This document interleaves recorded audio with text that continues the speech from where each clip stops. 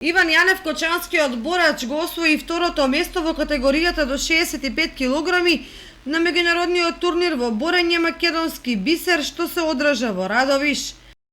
На 11 јуни, сабота во Радовиш се одржа 46-ти поред меѓународен турнир македонски бисер.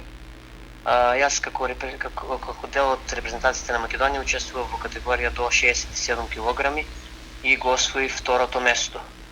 Со оглед на тоа дека имав мала пауза од 3-4 месеци поради повреда, задоволен сум од постигнатиот резултат и очекувам дека за најкратко време ќе се вратиме на победничкиот пиедестал.